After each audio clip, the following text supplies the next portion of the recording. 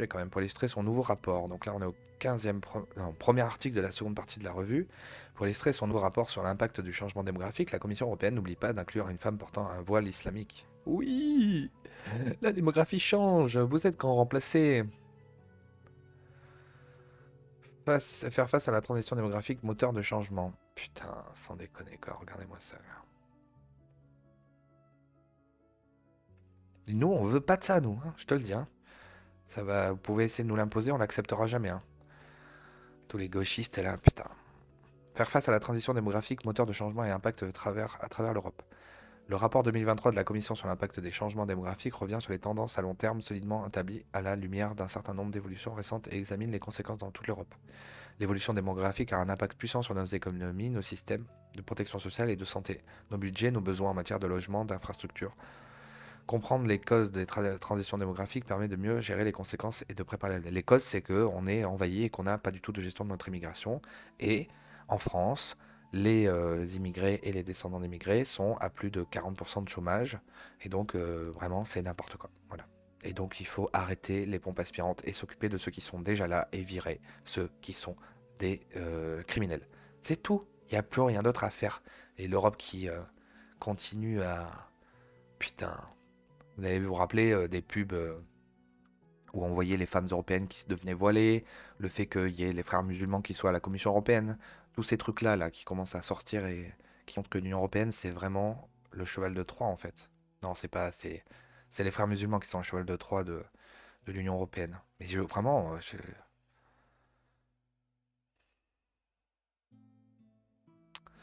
publié conjointement avec la communication de la Commission sur l'exploitation des talents dans les régions d'Europe, le rapport 2023 sur l'impact du changement démographique donne un aperçu des tendances démographiques à long terme ainsi que les perturbations plus récentes causées par des crises soudaines. Donc là, il y a plein de liens pour avoir plus de détails. Le rapport évoque également les défis posés par les transitions démographiques. Ils comprennent une population vieillissante et en déclin, et une population en âge de travailler en diminution, mais aussi des disparités territoriales croissantes, notamment une fracture urbaine-rurale croissante. Donc moi, ce que je comprends pas, c'est que là, on parle beaucoup de la situation démographique. Ok, donc le but, ce serait potentiellement de faire une politique nataliste en Europe, arrêter l'immigration, faire une politique nataliste. Mais c'est pas obligé de faire augmenter la population.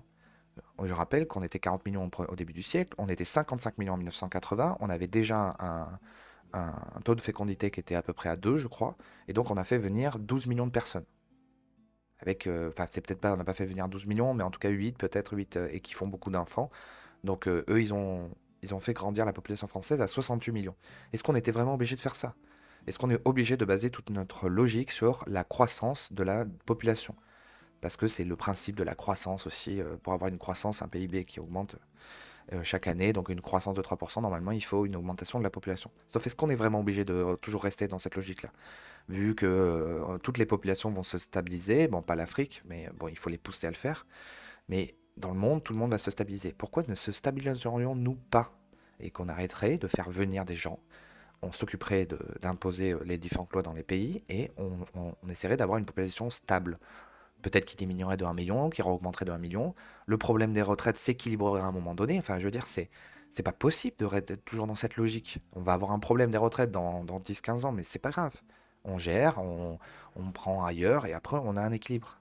Pourquoi ne pas rester focus sur une population fixe, enfin stable? Je ne comprends pas. Vraiment, je ne comprends pas.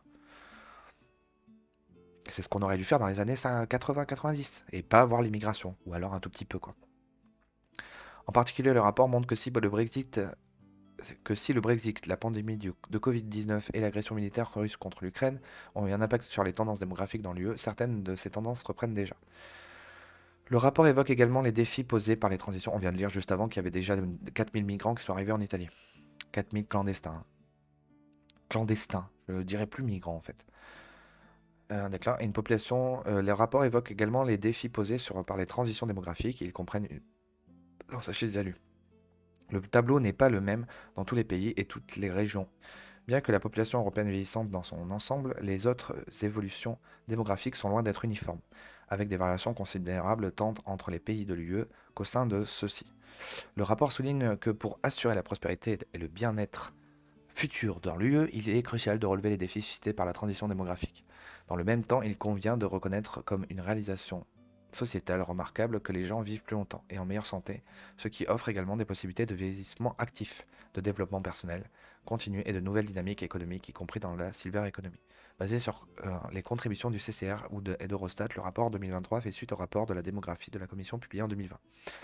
Bah, par exemple, tous les vieux, eh ben, on pourrait les utiliser, enfin, je veux dire, les convertir à refaire parler les Français comme il faut. Par là, vous voyez, je ne sais pas parler français. Refaire parler les Français.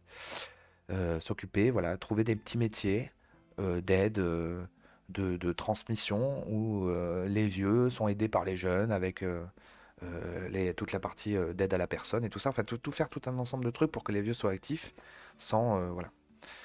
Retrouver nos vieux, quoi, s'occuper de nos vieux. Déjà, arrêtez d'aller vivre à des milliers de kilomètres de vos familles, à des centaines de kilomètres. Voilà, là, on a un petit article sur adoption par le Parlement européen de l'amendement qui interdit à la Commission de financer des campagnes de promotion active du hijab. Le chef du parti Renaissance XLR, EM, Stéphane Séjourné, s'y est opposé aux côtés des eurodéputés de gauche. Ah, mais c'est bien ça. Je savais pas qu'il y avait eu ça. Ok, et donc... euh,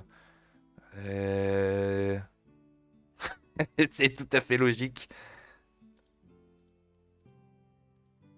D'accord. Donc il y a eu un article qui veut pas, qui dit que non, mais oui. D'accord. Bon, voilà. Ça s'appelle la canonisation.